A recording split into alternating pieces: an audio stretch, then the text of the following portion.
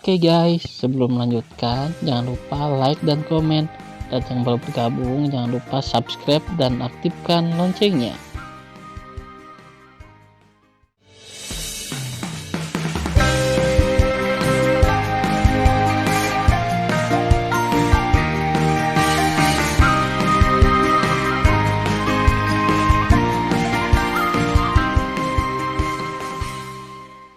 Episode 37.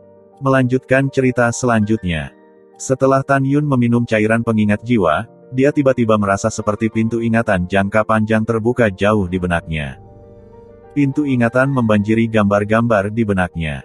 Foto-foto ini adalah semua kenangan dari alam semesta terakhir Tan Yun.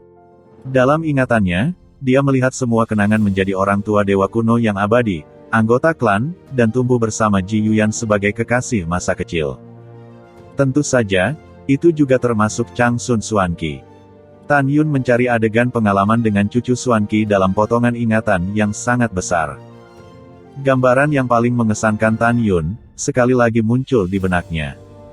Namun dalam gambar, di kedalaman lembah yang seperti mimpi dengan ratusan bunga, seorang pria dan seorang wanita berdiri di satu sama lain. Gadis itu mengenakan gaun putih, memiliki sosok yang anggun, kulitnya seperti salju, dan pinggangnya tak tertahankan untuk menahan pinggangnya, dan dia terlalu cantik untuk memakan kembang api. Gadis dengan rok putih bukanlah orang lain melainkan Chang Sun Xuanqi, dan pemuda itu adalah Tan Yun. Chang Sun Xuanqi menatap Tan Yun, matanya yang indah dipenuhi dengan air mata keluhan. Apakah aku cantik? Cantik, Tan Yun mengangguk. Tentu saja, Chang Sun Xuanqi menyeka air matanya, dan bibir terbuka dengan ringan. Aku adalah kecantikan pertama yang diakui, dan Yuyan hanya bisa menduduki peringkat kedua. Tentu saja aku cantik. Pada titik ini, Chang Sun Xuanqi menangis. Kalau begitu aku bertanya padamu, di dalam hatimu, apakah aku orang jahat? Apakah aku baik padamu? Tan Yun terdiam beberapa saat dan berkata, kamu orang jahat, tapi kamu baik padaku. Gigi Chang Sun Xuanqi menggigit bibir Zunya, untukmu, aku bisa berubah. Aku tidak bisa lagi membunuh orang, aku akan menjadi orang baik, jadi maukah kamu menerimaku?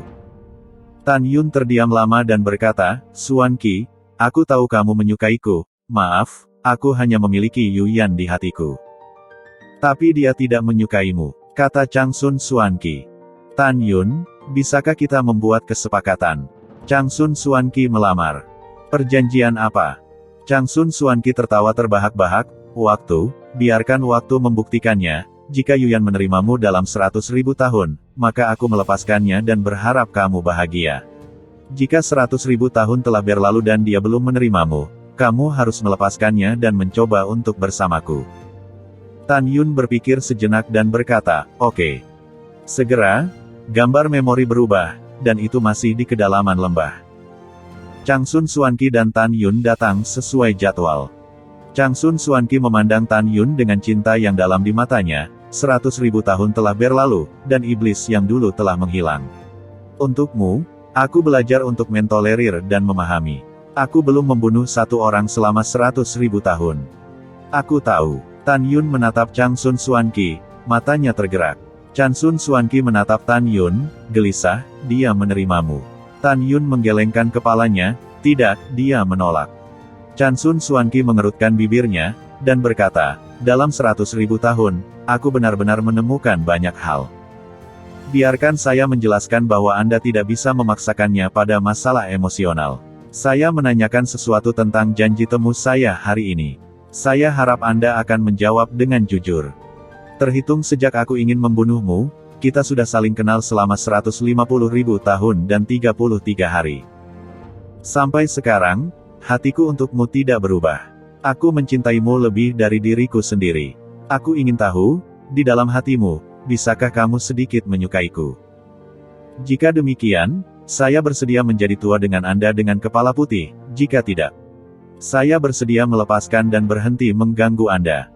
Aku sudah tahu, mencintai seseorang berarti bersikap baik kepada orang lain, mempertimbangkan orang lain, bukan memaksa orang lain.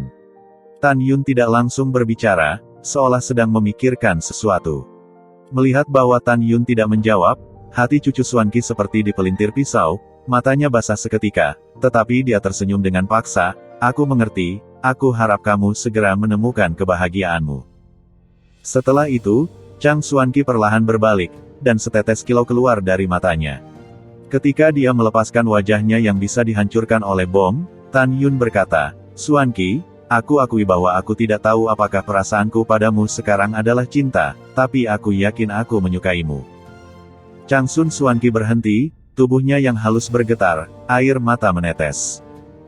Tan Yun melangkah maju dan memeluk pinggangnya dari belakang Chang Sun Xuanqi.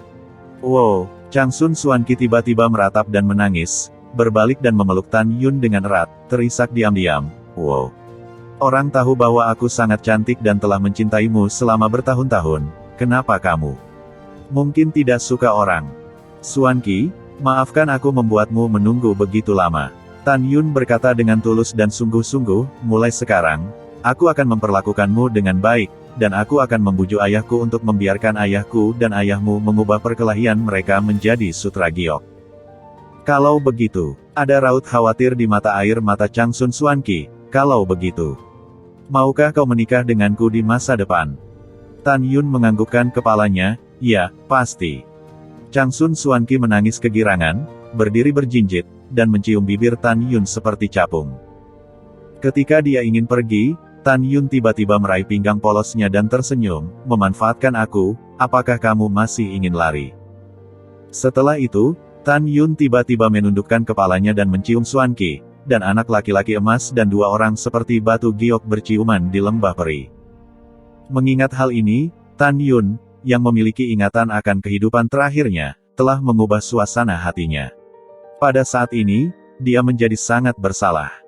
Setetes air mata jatuh di pipi tampan, Tan Yun bergumam pada dirinya sendiri, "Xuanqi, aku harus menemukanmu." 20 tahun kemudian, Kuil Tianmen, aula diskusi. Di aula besar, berdiri semua pemimpin dari 4 benua, semua dengan hormat menatap Tan Yun di depan. Tan Yun mengamati kerumunan, dengan asumsi kalian semua, ada satu hal untuk ditanyakan kepada kalian semua. Mendengar kata, "tolong," para dewa di kuil ketakutan. Tan Yun berkata dengan tulus, "Dulu ada seorang wanita yang sangat mencintaiku, tapi aku kehilangan dia, jadi aku ingin meminta kalian semua untuk membantuku menemukannya di semua benua. Jangan lewatkan satu pun tempat di benua." Mendengar ini, penguasa Dongzu memimpin dan berkata, "Tuan, yakinlah bahwa bawahan Anda akan memobilisasi seluruh alam dewa Dongzu untuk bertanggung jawab untuk mencari." Penguasa Nanzu Zuge tidak menyesal, dan benar-benar berkata, bawahan bertanggung jawab atas domain dewa Nanzu. Selanjutnya, Yang Mulia dari semua kekuatan menanggapi. Setelah Tan Yun melambaikan tangannya untuk memberi isyarat agar semua orang diam, dia melambaikan tangan kanannya dan melepaskan kekuatan leluhur, memadatkan potret. Dalam gambar, gadis berbaju putih dengan wajah ikan dan angsa liar adalah Chang Sun Xuanqi. Semuanya, namanya Chang Sun Xuanqi, dan dia seharusnya sudah naik ke alam leluhur tinggi sejak 9 juta tahun yang lalu. Kata-kata selanjutnya adalah apa yang saya katakan padanya, tolong sebarkan ke 4 benua dewa secara utuh. Para dewa berkata serempak, "Tuan, tolong bicara." Tan Yun berkata dengan penuh kasih, "Xuanqi, jika kamu masih hidup, jika kamu belum menjadi seorang istri, tolong datang menemuiku di kuil Tianmen di wilayah ilahi Sisu. Aku ingin memenuhi janji 100.000 tahun yang kubuat untukmu di alam semesta terakhir. Aku akan menunggumu kembali. Juga, aku minta maaf telah mengecewakanmu. Jika kamu memberiku kesempatan lagi, aku ingin menghabiskan sisa hidupku bersamamu, dan tidak pernah pergi."